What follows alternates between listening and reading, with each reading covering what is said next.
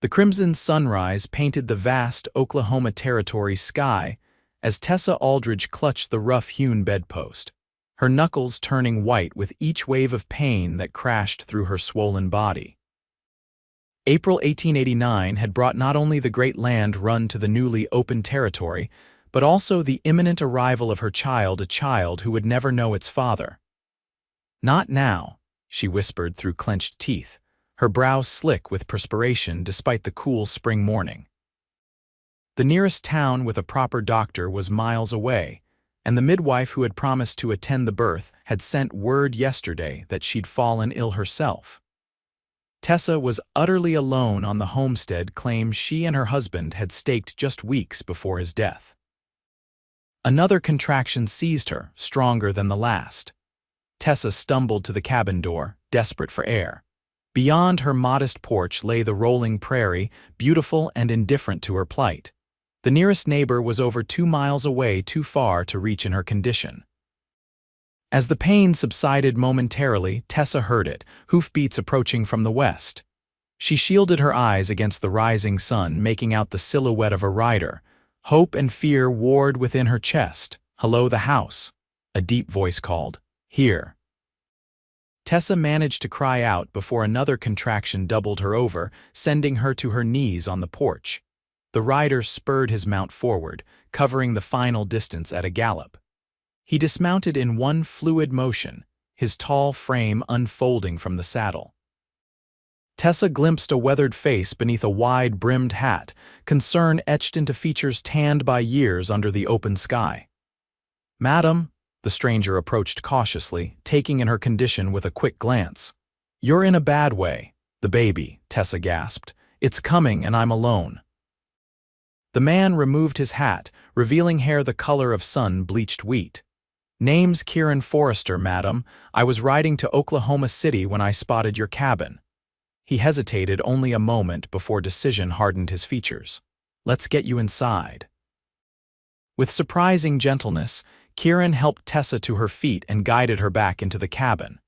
The simplicity of the interior told its own story, a woman trying to carve out existence from the unforgiving frontier. The bed in the corner was already prepared with clean linens, a wash basin beside it. "My husband," Tessa managed between breaths, "he died 6 weeks ago, thrown from his horse." Kieran nodded, his expression grave as he helped her to the bed. "I've got some experience with calving and foaling.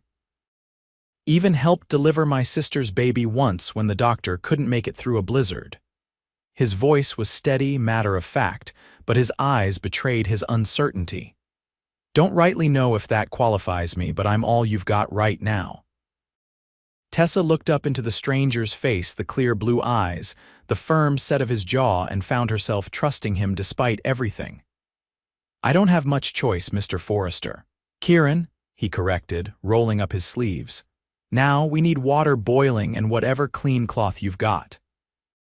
The next few hours passed in a haze of pain for Tessa. Kieran moved with purpose around the small cabin, his large hands surprisingly capable as he prepared for the birth. He spoke in low, soothing tones, telling her about his cattle drive from Texas, about the open land he hoped to claim near the newly forming Oklahoma City. His voice anchored her through the worst of the pain. "You're doing fine," he assured her as the contractions came faster and harder. "Just like a mare I once had, stubborn as they come but strong enough to weather anything." Despite her agony, Tessa managed a weak smile. "Not sure if that's a compliment," Kieran chuckled, the sound warm in the tension-filled room. "Highest praise I know how to give, madam." When the moment came, Kieran's calm never wavered. His steady hands guided Tessa through the final, excruciating push that brought her child into the world. The cabin filled with the thin, indignant wail of new life. "You've got yourself a son, Mrs. Aldridge," Kieran announced, his voice thick with emotion as he carefully cleaned and wrapped the squalling infant. "A strong one by the sound of it." Tessa reached out with trembling arms as Kieran placed her son against her chest. The tiny face, red and wrinkled, was the most beautiful sight she had ever seen. "Hello, little one," she whispered. "You've had quite a journey already." She looked up to find Kieran watching them, something unreadable passing across his features before he turned away to clean up. The sun had traversed the sky during her labor, and now afternoon light streamed through the small window, illuminating motes of dust and the profile of the man who had delivered her child. "I don't know how to thank you," Tessa said softly. Kieran shook his head. "No need for thanks." "Anyone would have done the same." "No," Tessa replied with certainty. "Not anyone." That night, Kieran slept on a bedroll near the fireplace, unwilling to leave the new mother and child alone so soon after the birth. In the quiet hours, as her son slept peacefully beside her, Tessa studied the cowboy's face in repose. The hard lines softened in sleep, revealing a younger man than she'd first thought, perhaps 30 or so, only a few years older than her own 24 years. Morning brought clarity and the realization of her vulnerability. A woman alone with a newborn had slim chances on the frontier. "I should stay a few days," Kieran said over coffee as the baby dozed in a makeshift cradle he'd fashioned from a drawer. "Make sure you're both doing all right before I move on." Tessa wanted to refuse, to show the same independence that had driven her west with her husband, but pragmatism won out. "I would be grateful," she admitted. "Just until I get my strength back." 2 days stretched into a week. Kieran repaired the roof that had begun to leak, chopped enough firewood to last a month, and fixed the chicken coop that predators had damaged. He showed no sign of impatience, seeming content with the temporary detour from his plans. On the 8th day, as they sat on the porch watching the sunset, Tessa finally asked the question that had been troubling her. "Don't you need to get to Oklahoma City for the land claim you mentioned?" Kieran stared out at the horizon, his profile outlined against the deepening purple sky. "The good land's likely taken by now, but there'll be other opportunities." "Because of us," Tessa said, guilt coloring her words. "You missed your chance because you stayed to help us." Kieran turned to her, his expression gentle. "Some things matter more than a piece of land, Mrs. Aldridge." "Tessa," she corrected softly, "after what we've been through, I think we can dispense with formalities." Something flickered in his eyes, a warmth that sent an unexpected flutter through her chest. "Tessa," he repeated, the name sounding different in his mouth. That night, as she nursed her son, whom she had named Samuel after her father, Tessa found herself considering possibilities she hadn't dared contemplate. Kieran was kind, capable, and honorable. In the short time he'd been at her homestead, he'd shown more consideration than many men would give their own families. But he was also a wanderer, a man with his own dreams, and she was a new widow with a fresh wound in her heart and a child to raise. The timing couldn't be worse for the feelings beginning to stir within her. The next morning, Kieran announced his intention to ride to the nearest town for supplies. "You're running low on just about everything," he explained as he saddled his horse. "And I figure the little one could use some proper baby things, not just makeshift arrangements." Tessa stood in the doorway, Samuel cradled against her shoulder. "We'll manage. You've already done more than enough." Kieran adjusted his hat, squinting against the bright morning sun. "I'll be back before nightfall." The certainty in his voice, the absence of goodbye, gave Tessa a fragile hope that she dared not examine too closely. True to his word, Kieran returned as the sun was setting, his saddlebags bulging with supplies and a small wooden crate strapped behind his saddle. To Tessa's surprise, he had managed to find not only the necessities but also a tiny gown for Samuel and a package of peppermint sticks that he presented to her with an almost boyish shyness. "Never know what a new mother might be craving," he said with a small smile. "My sister had a powerful sweet tooth after her children were born." Tessa unwrapped the candy, the scent bringing back memories of Christmas mornings and county fairs from her childhood in Illinois. "How thoughtful," she murmured, touched by the simple gesture. In the crate was a collection of items that spoke volumes about Kieran's consideration. A rattle carved from smooth wood, a small quilt suitable for a baby, and several glass bottles with rubber nipples. "For when he's a bit older," Kieran explained, noticing her examination of the bottles. or if you need someone else to feed him while you rest." Tessa felt tears pricking at her eyes. "I don't know what I've done to deserve such kindness from a stranger." Kieran's gaze held her steadily. "We're hardly strangers now, Tessa." The truth of that statement hung between them, weighted with unspoken possibilities. Over the following days, a routine developed. Kieran handled the outdoor chores, tending to his horse and Tessa's 2 milk cows, mending fences and preparing the small garden plot for planting. Tessa focused on regaining her strength and caring for Samuel, whose robust cries and healthy appetite were sources of ongoing pride. In the evenings, they would sit by the fire, talking long after they should have retired. Kieran spoke of his years working cattle drives, of the death of his parents that had left him rootless, of his dreams to establish something permanent for himself after years of drifting. Tessa shared stories of her journey west with her husband Daniel, their hopes for a new beginning, and the devastating accident that had left her a widow before her child was even born. "Daniel was a good man," she said one night, her voice soft with memory. "He would have been a wonderful father." Kieran nodded, poking at the fire with a stick. "It takes courage to continue what you both started, especially alone." "Not alone," Tessa said before she could stop herself. "Not anymore." Their eyes met across the small room, and for a moment Tessa thought Kieran might say something more. Instead, he cleared his throat and stood. "Getting late," he said. "Little Samuel will have you up before the sun, no doubt."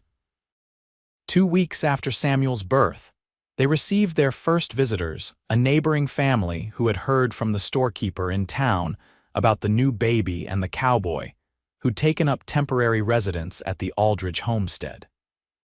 Martha Jenkins, a robust woman with 5 children of her own, assessed the situation with knowing eyes as her husband Thomas discussed crop prospects with Kieran outside.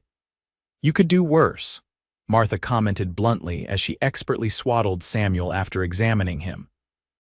"Strong hands, good with tools, and he looks at that baby like he hung the moon." Tessa flushed. "It's not like that, he just happened by when I needed help." Martha raised a skeptical eyebrow. "Providence has its ways, Tessa." "My Thomas wasn't the man I expected to marry either, but 20 years later, I thank God every day for sending him to me." She handed Samuel back to Tessa. "Just don't wait too long to decide. Good men don't stay available forever, especially out here." The Jenkins visit left Tessa thoughtful. That night, after Samuel had been fed and settled, she found Kieran sitting on the porch steps, whittling a small piece of wood by lantern light. "What are you making?" she asked, sitting beside him. He showed her the partially formed figure of a horse. "Thought Samuel might like a toy when he's older." The simple gesture squeezed Tessa's heart. "You keep doing things like that, and I'll start thinking you plan to stay around to see him grow up." The words hung in the night air, more direct than she had intended. Kieran's hands stilled, and he looked at her with an intensity that made her breath catch. "Would that be something you'd want?" he asked quietly. Tessa swallowed, suddenly aware of how close they were sitting, of the warmth radiating from his body in the cool evening. "I don't want your pity, Kieran, or your sense of obligation." "Is that what you think this is?" His voice held a trace of hurt. "Pity. Why else would a man give up his plans to help a widow and a child who are nothing to him?" Kieran set aside his carving and turned fully toward her. "You and Samuel have never been nothing to me, Tessa. Not from the moment I found you." The honesty in his face made her heart race. "What are we to you then?"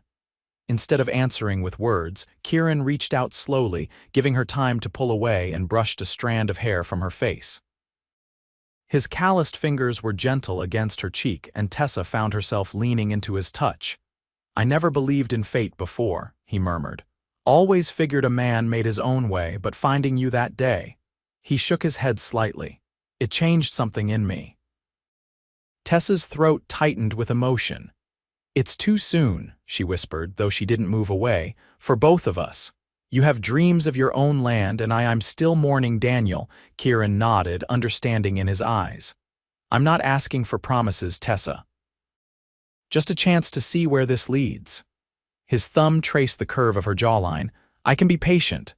From inside the cabin, Samuel's cry broke the moment. Tessa stood reluctantly. "He's hungry." Kieran rose as well. "Go tend to him, I'll be here." The simple assurance followed Tessa inside, warming her more than it should have. The days lengthened as April gave way to May. Samuel grew stronger, his tiny features becoming more defined, sometimes reminding Tessa painfully of Daniel, other times showing expressions that seemed uniquely his own.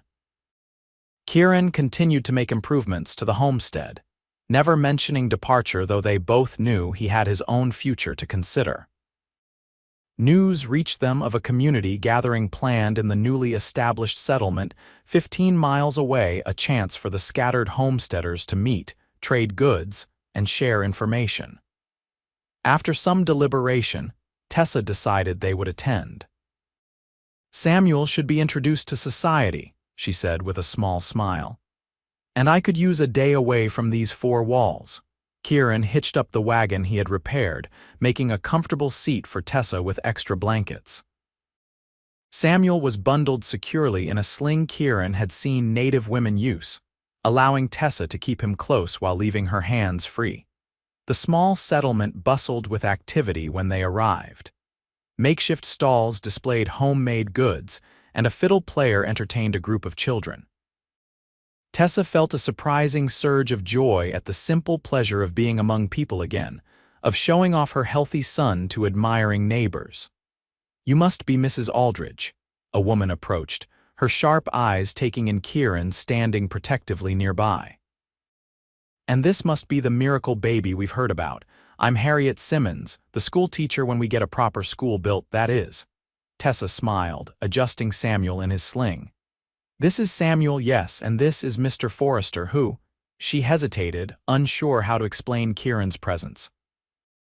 "Who delivered the baby when there was no one else to help," Kieran finished smoothly, tipping his hat to Harriet. "And has been helping out at the homestead since." Harriet's eyes widened with interest. How providential, and quite unusual for a cowboy to have such skills. "Necessity teaches quickly," Kieran replied with a modest shrug. "Mrs. Aldridge did all the hard work." The exchange set the tone for the day, as word spread about the circumstances of Samuel's birth and Kieran's role in it. Tessa noticed the speculative glances cast their way, the knowing smiles of the married women, the occasional frown from those who found their arrangement questionable. During the communal meal, the local minister approached their table. Reverend Gideon Powell was a severe-looking man with kind eyes that belied his stern appearance. "Mrs. Aldridge, Mr. Forrester," he greeted them. "I've heard your remarkable story. God works in mysterious ways, bringing help when it's most needed." Tessa nodded. "We've been blessed by Mr. Forrester's assistance." The Reverend studied them both. "I'll be conducting services here every second Sunday, and I'd be honored if you would attend." His gaze lingered on Samuel. "Perhaps we might discuss baptism for the little one." After he moved on, Kieran glanced at Tessa. "Would you want that? For Samuel to be baptized?" The question touched on matters they hadn't discussed: faith, the future, what role Kieran might play in Samuel's life. "Yes," Tessa said after a moment. "Daniel would have wanted it. He was raised Baptist." "And you'd want me there?" Kieran asked, his tone carefully neutral. Tessa met his gaze directly. "You've been part of Samuel's life from his first breath, Kieran. It seems right that you should be there when he's welcomed into the church." Something like relief crossed Kieran's features, followed by a smile that made Tessa's heart skip. The gathering continued into the afternoon with simple competitions: horseshoe throwing, quilting displays, and shooting contests. To Tessa's amusement, Kieran was persuaded to enter the shooting match, where his steady aim won him first prize, a fine leather saddle blanket. "You never mentioned you were a marksman," Tessa teased as they prepared to leave. Kieran secured their few purchases in the wagon. "Never much cause to bring it up. Comes in handy on the trail, though." As Kieran helped Tessa onto the wagon seat, a man approached, his expensive clothes marking him as different from the homesteaders. "Forrester, Kieran Forrester," he called. Kieran turned, his body tensing slightly. "That's me." The stranger extended his hand. Walter Donovan, representative of the Cattlemen's Association, been asking around about experienced hands. He gestured toward the open countryside. We're establishing a large operation about 50 miles south. Need good men who know cattle. Pays excellent. Tessa felt her stomach tighten at the prospect of Kieran leaving. Kieran shook Donovan's hand briefly. Appreciate the offer, but I've got commitments here. Donovan's gaze flickered to Tessa and Samuel. Of course, but if your situation changes, the offer stands for the next month or so. Ask for me in Guthrie. On the journey home, silence stretched between them until Tessa finally spoke. You didn't have to turn down that offer on our account. Kieran's hands were steady on the reins. It wasn't the right opportunity. 50 miles isn't so far, Tessa ventured, though the thought of Kieran leaving made her chest ache. You could visit. Kieran glanced at her, his expression unreadable in the fading light. Is that what you want, for me to visit? Tessa looked down at Samuel, sleeping peacefully in her arms. I want you to be happy, Kieran. You've put your life on hold for us.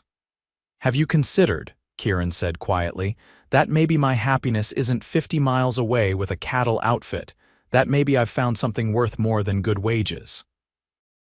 The implication hung between them, too significant to ignore. We've known each other such a short time, Tessa whispered. Some people spend years together and never really know each other, Kieran replied, and some recognize what they've found right away. The wagon creaked along the rutted trail as twilight descended. Tessa felt herself at a crossroads, facing a decision she hadn't expected to make again so soon after losing Daniel. I'm not asking for an answer tonight, Kieran added gently. Just for you to consider what you want for your future. For Samuel's future.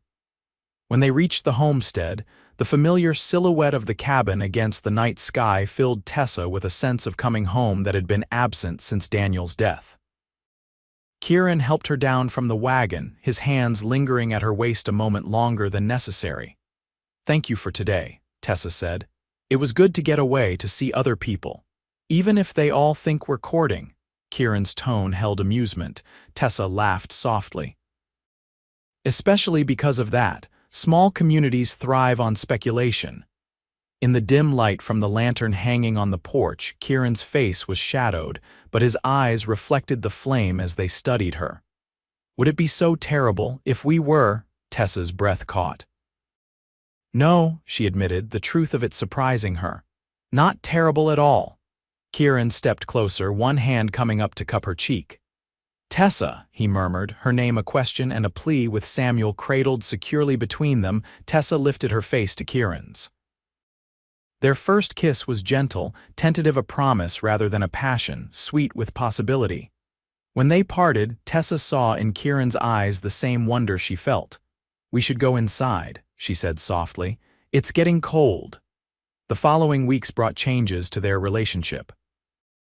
The acknowledgement of their growing feelings didn't result in immediate declarations or plans, but rather in a deepening comfort with each other.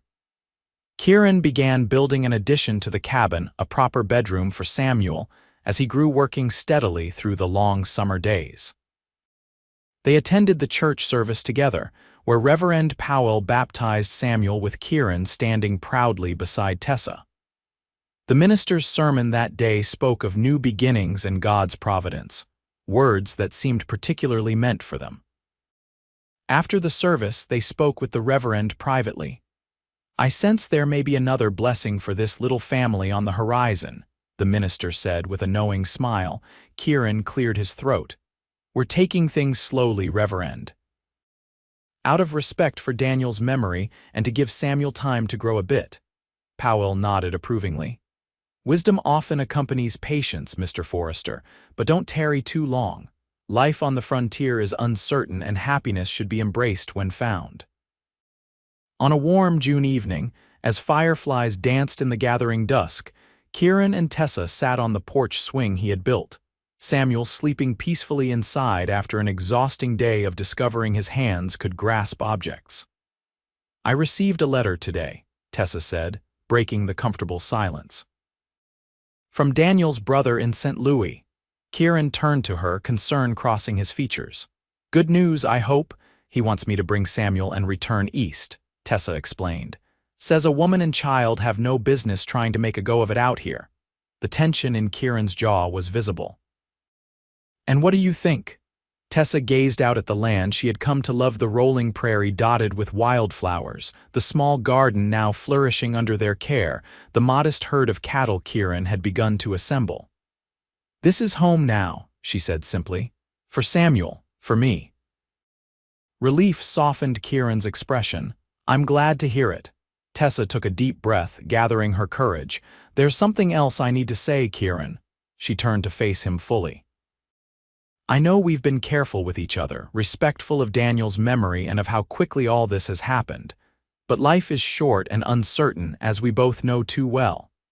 Kieran took her hands in his touch warm and steady. What are you saying, Tessa? I'm saying that I've fallen in love with you, she admitted, her voice trembling slightly. And I don't want to waste any more time pretending otherwise out of some sense of propriety or timing. Joy bloomed across Kieran's face, transforming his features. Tessa, he breathed, squeezing her hands. I've loved you since I watched you bring that boy into the world with more courage than most men show in a lifetime. I just didn't want to rush you. Tessa laughed, tears of happiness blurring her vision. So we've both been being considerate while wanting the same thing. Seems that way, Kieran agreed, his smile radiant in the fading light. This time when they kissed, there was no hesitation, only the certainty of two hearts finding their match against all odds. 2 weeks later, Kieran and Tessa were married by Reverend Powell in a simple ceremony attended by their growing circle of neighbors and friends. Martha Jenkins had insisted on baking a proper wedding cake, and Thomas had organized the men to construct tables and benches for the celebration afterward. Samuel, now nearly 3 months old and growing stronger daily, was held by Martha during the ceremony, his wide eyes taking in the gathering with apparent interest. Tessa wore a dress of pale blue cotton that Martha and the other women had helped her make, with wildflowers woven into her hair. Kieran, in a new shirt and the cleanest pair of denims he owned, looked at her as though she were the most precious sight he'd ever beheld. By the power vested in me, Reverend Powell proclaimed with evident satisfaction, I now pronounce you husband and wife. What God has joined together, let no man put asunder. The small crowd erupted in cheers as Kieran pulled Tessa into his arms, sealing their vows with a kiss that promised a lifetime of devotion. The celebration continued into the evening with fiddle music and dancing under the stars. As the night grew late, Tessa found herself seated beside Harriet Simmons, watching Kieran dance with one of the Jenkins girls, Samuel sleeping soundly in a basket nearby. It's a beautiful story, you know, Harriet remarked. The kind people will tell for generations.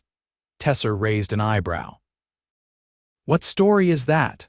A woman alone in her hour of need, a stranger appearing just when hope seemed lost, a child bringing two souls together. Harriet smiled. It restores one's faith in divine planning. Tessa watched as Kieran excused himself from the dance and made his way back to her side, his eyes never leaving hers. Yes, she agreed softly. It does exactly that. Later that night, after their well-wishers had departed and they were finally alone, Kieran carried Tessa across the threshold of their home, for it truly was their home now, in every sense. Welcome home, Mrs. Forrester, he murmured against her hair. The name felt right, a new identity that honored both her past and her future. It's good to be home, she replied, her heart full to bursting with love for this man who had become everything to her. They checked on Samuel, sleeping peacefully in his cradle, before retiring to their bedroom, the same room where he had been born, where Kieran had first shown the tender care that would eventually win Tessa's heart. I never thought I'd find this, Kieran confessed as they lay together in the darkness. A home, a family, something that was mine to protect and cherish. Tessa rested her head on his chest, listening to the steady beat of his heart. And I never thought I'd find love twice in one lifetime. But here we are, Kieran echoed, his arms tightening around her, and here we'll stay.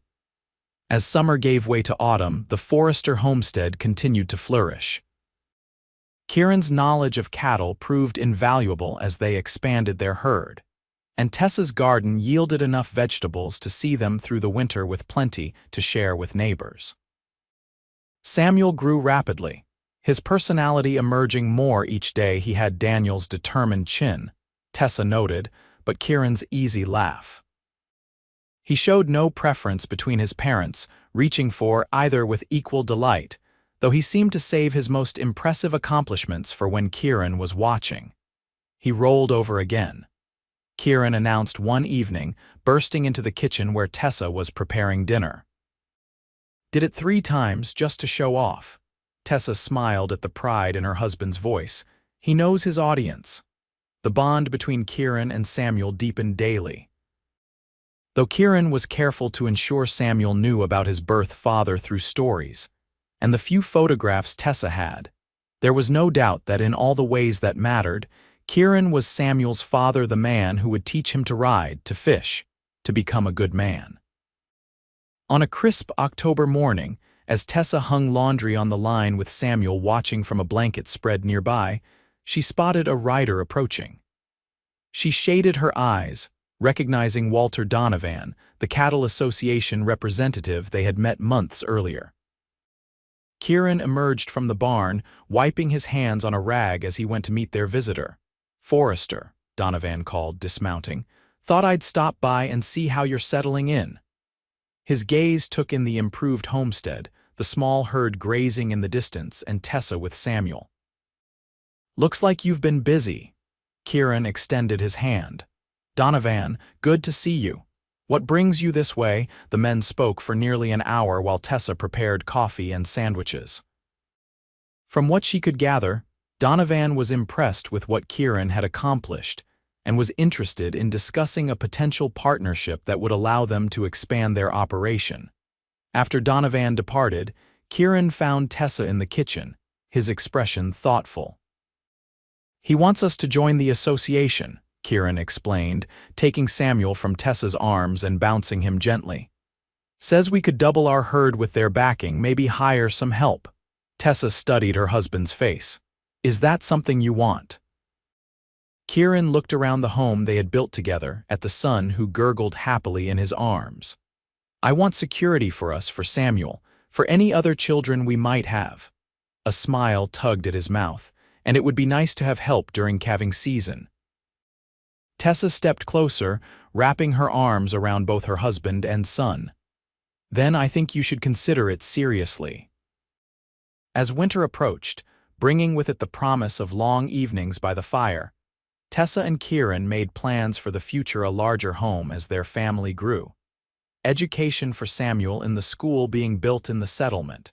Perhaps even a trip east someday to introduce Samuel to his extended family.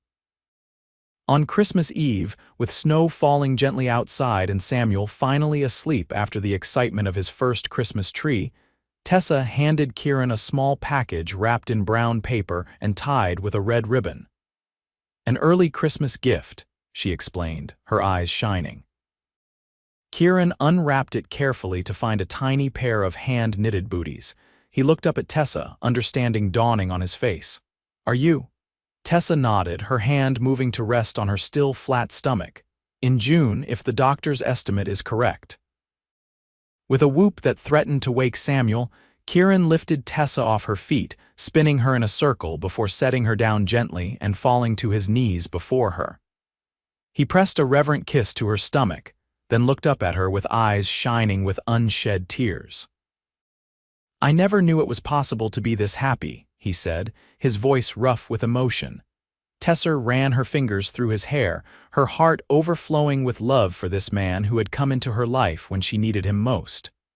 "Neither did I."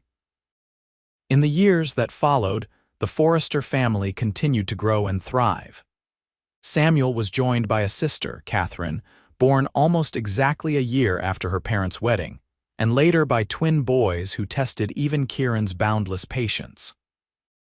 The small cabin expanded into a proper ranch house as the cattle operation prospered under Kieran's guidance.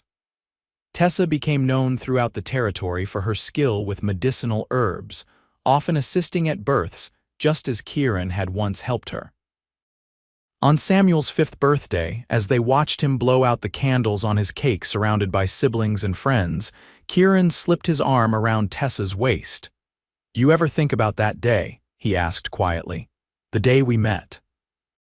Tessa leaned into his embrace, watching their children Samuel so serious and responsible, Catherine with her father's blue eyes and determined spirit, the twins getting into mischief even at age 2. "Every day," she replied honestly. "It was the beginning of everything." Kieran pressed a kiss to her temple. "Best detour I ever took. Best labor I ever went through," Tessa countered with a smile.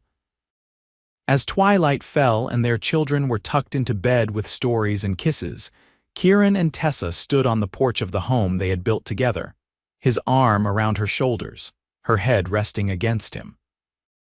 "We've come a long way from that day," Kieran observed, gazing out at the prosperous ranch that stretched before them. Tessa looked up at the man who had delivered her son and then her from loneliness, the man whose steady presence had given her the courage to love again. "And we've still got a lifetime ahead of us." "A lifetime," Kieran agreed, turning to face her. "And I intend to cherish every moment of it with you." Under a sky filled with stars that had witnessed their beginning, Kieran and Tessa sealed this promise as they had sealed so many before with a kiss that spoke of enduring love, of a journey that had started in crisis, but had led to a happiness neither had dared to imagine possible.